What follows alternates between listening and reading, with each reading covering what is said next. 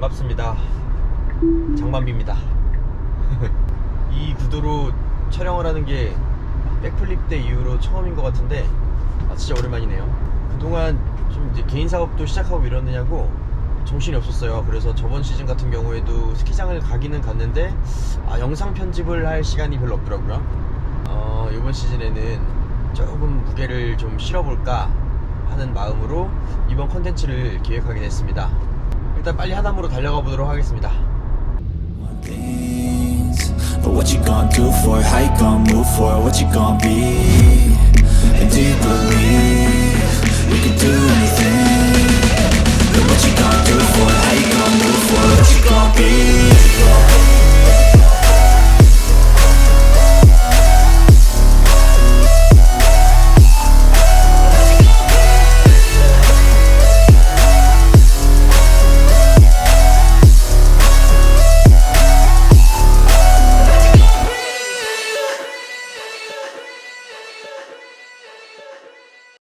형이 좀 옆으로 가야 돼. 우와, 여기가 유리네. 가운데 앉으니까 내가 앉은 키가 좀 커 보이는데? 이 컨텐츠를 기획하는 게 꽤 됐어요. 원래 지난 시즌 겨울에 한 번씩 만날 때마다 내가 미리 언지를 드린 적이 있는데 이렇게 빨리 실행이 될 줄은 몰랐네요.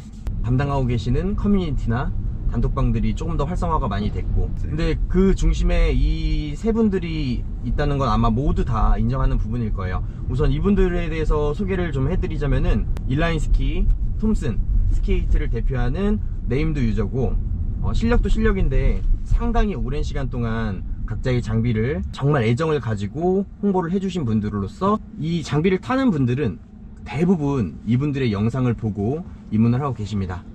이분들이랑 오늘 각자의 생각을 좀 공유해보고 앞으로 우리가 어떻게 해야 더 우리 씬이 발전을 할 수 있을지 이런 부분에 대해서 얘기를 좀 해보도록 하겠습니다.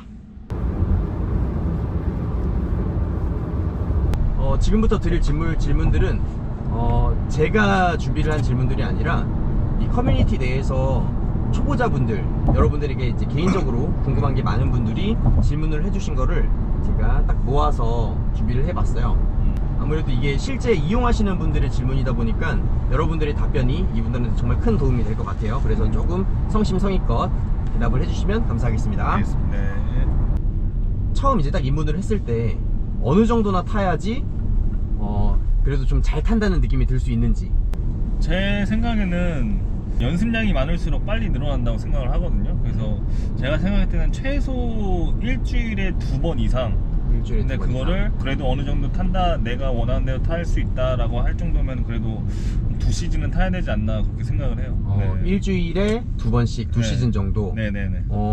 나랑님은 어떻게 생각하세요? 저는 총 3가지가 필요하다고 생각을 하는데, 일단은 잘 타고 싶어하는 의지, 그리고 운동신경, 그리고 전문가한테 배우는 거. 의지나 운동신경은 당연히 필요한 거고, 그 다음에 전문가한테 배웠을 때는 본인이 연습할 때 엉뚱하게 할 수가 있잖아요. 근데, 그쵸. 전문가들이 그 길을 안내해주고, 그리고 이제 기존에 타던 사람들한테 도움을 받는다면 좀 더 빠른 지름길이 돼서 한 시즌 정도면 잘 탈 수 있지 않을까 라는 생각을 그 3가지가 해봅니다. 충족되었을 때 네. 한 시즌이면 충분하다. 네.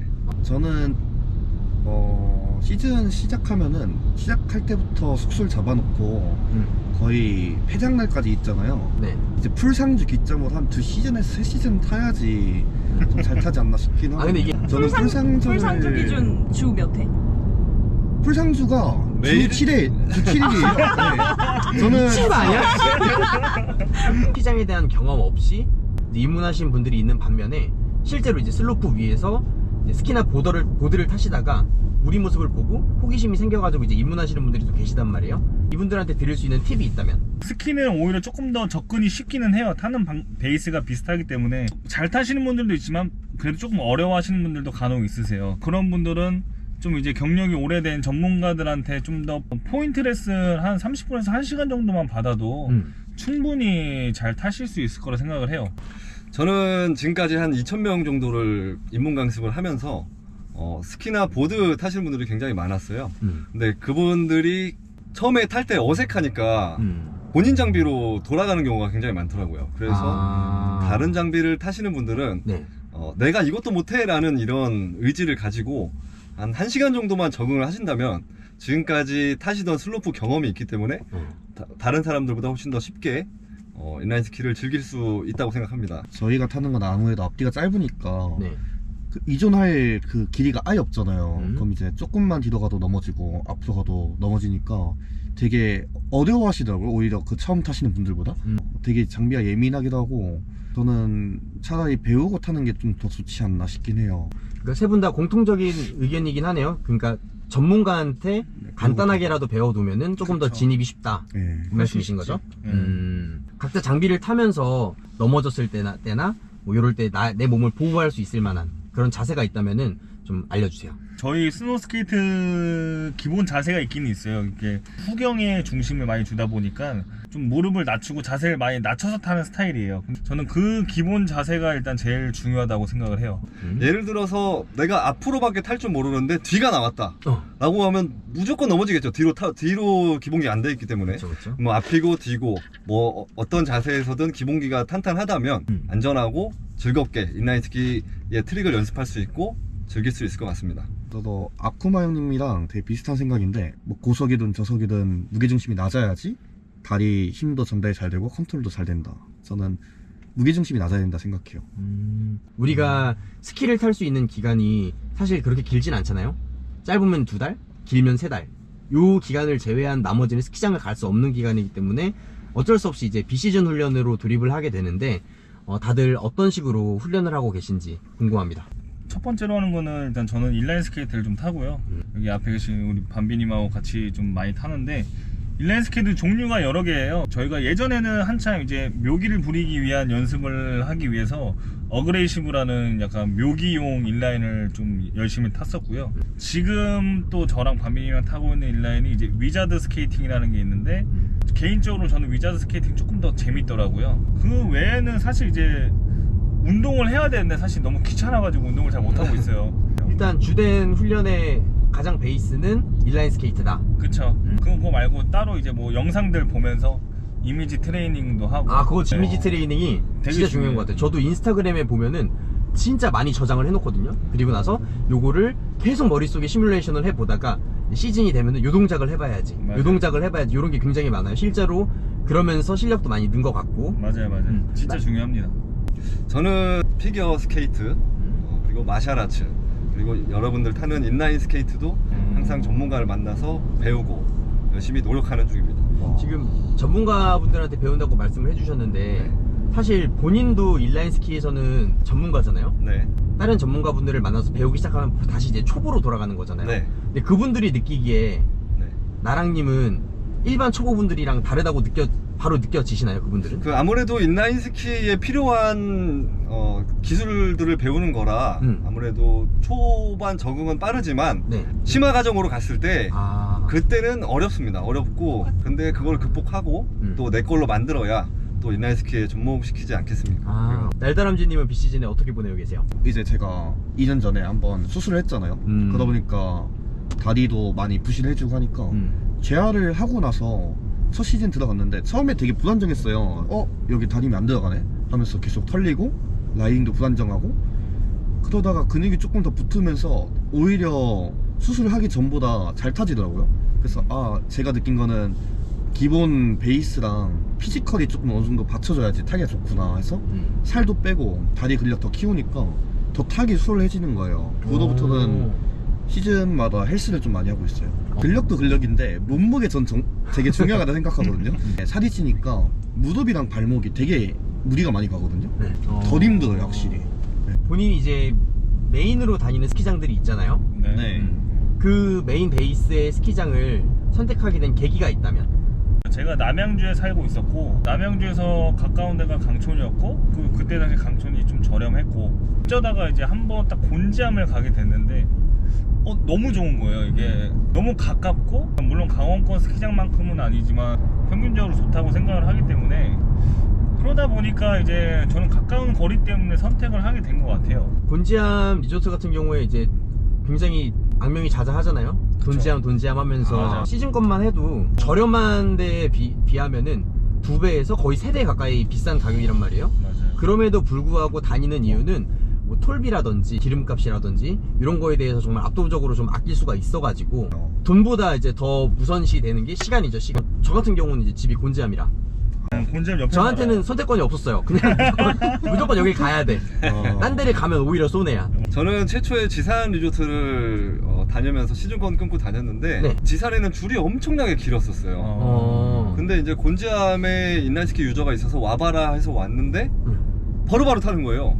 지산에서 한 번 탈 거 곤지암에서 5번 탄다는 거죠. 같은 시간에. 그렇게 되면 시즌권 값이 5배가 돼야 되는데 5배가 아니었던 거예요. 그런 식으로 계산이 그래서 됐구나. 곤지암을 가게 된 거죠. 힙하게는 일단 전 대학생 신분이기 때문에 대학생 연합이라는 게 있어요.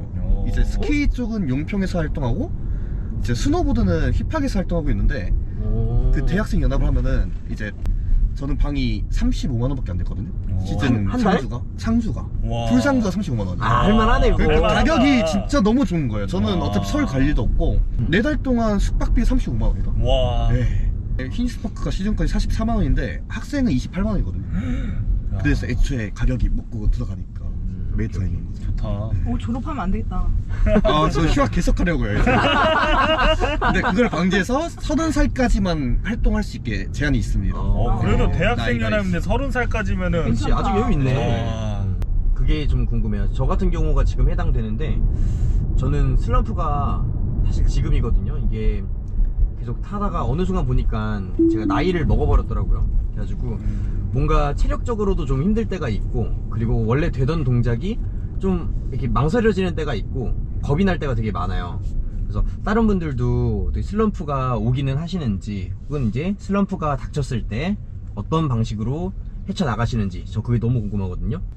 저도 좀 슬럼프가 한 2시즌 정도는 온 적이 있는데 변화가 없어서 그런 것 같아요. 변화가. 뭐 시간적 여건이라든지 이런 걸 따졌을 때 내가 주로 베이스로 가는 스키장 한 곳을 위주로 가는 수밖에 없긴 한데 결국엔 슬로프에서 항상 똑같은 것만 몇 년째 똑같은 것만 하니까 이제 그래서 그거의 변환점이 사실 이제 남들이 안 하는 이상한 걸 좀 많이 해요. 뭐 하키보드 같은 거 차고 막 무릎으로도 타기도 하고 뭐 그냥 좀 희한한 걸 하는데 그게 사실 어떻게 보면 제가 슬럼프를 좀 극복해내려고 하는 거거든요. 그게 그러니까 사실 그 슬럼프가 오면은 극복 방법은 변화를 주는 게 제일 좋은 방법인 것 같아요. 그게 어떠한 변화이든 간에 내가 지금 타는 거에서 그래도 좀 더 재미를 느낄 수 있는 변화? 그거를 좀 주는 게 가장 중요하지 않나 싶어요. 맞네요. 이게 그쵸. 계속 이제 똑같은 게 반복이 되니까 더 이상 맞아요. 자극은 없고. 맞아요. 자극이 없지. 나랑님은요? 슬럼프가 있다고 한다면 특정 트릭이 잘 안 되는 경우 뭐 그런 경우가 그치. 있다고 볼 수는 있죠. 그랬을 때 극복하는 방법은 이 트릭의 기초적인 거부터 다시 해보는 거예요.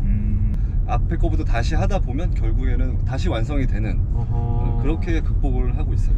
웬만한 스키장들은 이제 세 분 다 많이 다 가보셨을 거라고 생각을 해요.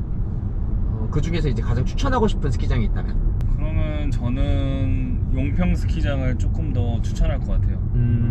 파크가 있고 또 용평이 조금 더 이제 야생이라고 해야 될까요? 그런 거에 대한 자연스러움이 조금 더 좋아서 눈 많이 왔을 때 용평 꼭대기 등산로 있거든요. 거기서도 트리런도 사실 했었거든요. 그냥 간간히 그런 소소한 재미를 좀 느낄 수도 있고 스키장도 크고 그게 좀 좋은 것 같아요. 저는 약간 초보자 분들은 곤지암이 가장 적합하다고 생각을 해요. 아까도 말했다시피 지산이나 사람이 많은 대명이나 이런 데서 타보려고 하면 줄이 엄청 길어요. 그래서 한 번 갔을 때 뭐 4시간권을 끊었다고 했을 때 4번밖에 못 타는 현상이 나타나죠.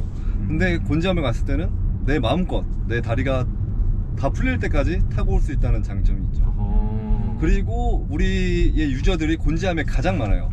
그래서 보고 맞아요. 배우거나 물어서 더 질러갈 수 있는 방향이 더 많이 제시가 되죠. 곤지암. 무주도 좀 재밌는 스키장 중 아닌가. 맞아요. 무주가 일단 국립공원에 있는 스키장이잖아요. 그쵸? 눈 적설량도 좋고 일단 고도가 상당히 높아요. 되게 그쪽도 거의 1400m 가량 되고 일단 자연 설경이 되게 예쁜 곳이다. 그치. 한국에서 제일 긴 슬로프도 가지고 있어서 한 번쯤 추천해볼 만하다 생각해요. 저도 이거를 딱 처음 질문을 들었을 때 제일 먼저 떠올랐던 게 무주거든요. 풍경들이 너무 좋고 또 그리고 설천 정상에 등산객들이 같이 있잖아요. 그쵸. 그래서 그 사람들이 다 구경하고 있는데 스키들이나 보더들이 설렁설렁 내려갈 때 점프해서 뛰어내려가는 모습을 보면 뒤에서 막 소리 지르는 게 들려. 맞아. 약간 거기서 이제 관종기가 뿜어져 나와가지고 괜히 그게 또 재밌더라고요. 본인들의 브랜드로 활동함에 있어서 꼭 하고 이루어내고 싶은 목표라든지 앞으로 나가고자 하는 방향성 그런 게 있다면 좀 말해주세요. 이게 남들이 볼 때는 다 비슷한 장비지만 어쨌든 분류가 되어 있잖아요. 그래도 이제 뭐 교류를 통해서 서로 배울 건 배우고 또 이제 서로 이제 공유할 건 공유해주고 아직은 스키나 보더들이 훨씬 더 많지만 언젠가는 저희처럼 이게 짧은 장비를 타는 분들의 인구수가 더 많아지지 않을까 생각해요. 네. 예전에는 스키장에 스키어들만 있었어요. 그래 그때는 스노우보드는 스키장에 출입을 못한 적도 있었대요. 우리의 장비는 이제 시작이라고 생각을 해요. 그래서 앞으로 제가 이 장비에 대해서 많이 알리고 타는 방법도 굉장히 많이 알려서 스키나 보드 못지않게 인구수가 같아지고 오히려 더 많아지는 그런 스키장을 꿈꾸고 앞으로도 그런 방향성으로 활동을 할 예정입니다. 아, 생산에 있어서도 되게 저조했었고 판매량도 저조하니까 저는 없어지는 게 가장 무섭거든요. 그래도 지금은 다행히 그런 걱정은 없고 오히려 지금은 반대로 스키장이 없어질 수도 있는데 그러니까 이런 겨울 스포츠의 재미 요소를 잃지 않았으면 좋겠어요. 저희가 뭐 각자 다른 장비를 타든 스키를 타든 보드를 타든 항상 스키장이 좋아서 움직이는 사람들이잖아요. 저희가 그치. 본인 장비를 좋아도. 네. 이렇게 오늘 준비한 모든 질문을 다 끝냈고요. 마지막으로 오늘 지금 되게 오랫동안 촬영을 했어요. 이게 뭐 편집 시간이 얼마나 될지 모르겠는데 지금 운전을 하도 많이 해가지고 좀 몸이 쑤는데 어찌됐건 간에 저희가 지금 이렇게 비시즌에 이렇게 만나가지고 정말 심도 있는 이런 얘기들을 나눈 게 처음이잖아요. 그쵸. 여기에 대한 이제 소감도 좀 듣고 싶고 그리고 앞으로 이제 이 영상을 봐주실 분들한테도 좀 감사의 말씀을 미리 전해주시면 좋겠는데 한 분씩 소감을 좀 말씀해주세요. 이번엔 역순으로 할까요? 역순으로 하자. 역순으로. 그래. 소감, 물론 각자 이제 타는 장비는 달라도 서로 목표점은 비슷하잖아요. 이 짧은 스키가 이제 스키장에서 정착될 수 있고 인구도 유입되고 이제 더 안전하게 즐겼으면 하는 그런 게 있는데 어쨌든 이런 자리에서 같이 좀 비슷한 생각을 하면서 얘기할 수 있었던 게 되게 재밌었던 것 같아요. 시간 가는지도 몰랐고 저 그냥 편하게 인사하고 재밌게 놀았으면 좋겠어요. 앞으로. 저 같은 경우는 지금 이 사람들이 모이는 그림을 항상 꿈꿔왔고 그다음에 오늘 이렇게 모여서 얘기를 해보니까 되게 서로의 생각을 들어보는 시간도 굉장히 재밌었고 그리고 이거를 저는 생각만 했지 우리 이렇게 장반비님께서 이렇게 추진을 해서 이렇게 만들어 주셔가지고 진짜 시간 가는 줄도 모르고 촬영을 했던 것 같습니다. 아, 저도 너무 좋아요. 네, 너무 좋았습니다. 항상 스키장에서만 보다가 비시즌에 이렇게 보는 거는 이제 처음이잖아요. 그러니까 누구의 생각이 맞다고 할 수 없지만은 내가 전혀 생각하지 못한 부분들도 나오고 또 마찬가지로 이렇게 공통된 생각도 있고 이게 참 이런 자리가 저는 굉장히 좋았던 것 같아요. 그래도 워낙에 파급력이 있으신 분들이다 보니까 저는 조금 더 이런 분들의 의견이 저한테도 상당히 좀 많이 개안이 되는 듯한 느낌이었고 우리 다 같이 힘을 내서 열심히 겨울 스포츠에 이바지를 했으면 좋겠습니다. 네, 박수. 세 분 얘기 모두 잘 들었고요. 이게 지금 오늘 한 반나절 정도 이제 촬영을 하기는 했는데 모시고 싶은 분들은 사실 워낙 친한 분들이라 이미 섭외가 다 됐는데 이걸 얼마나 완성도 있게 짜내야 되는지 거기에 대해서 되게 고민이 많고 그랬었는데 막상 대답들을 너무 원활하게 잘 해주셔가지고 이제 뭐 편집 시간이 문제지 편집하는 과정 자체는 크게 뭐 문제가 되지 않을 것 같습니다. 정말 너무 감사하고요. 다음에 기회가 된다 그러면 또 이렇게 좀 깊은 얘기를 나눌 수 있는 자리가 있었으면 좋겠습니다. 감사합니다. 감사합니다. 감사합니다.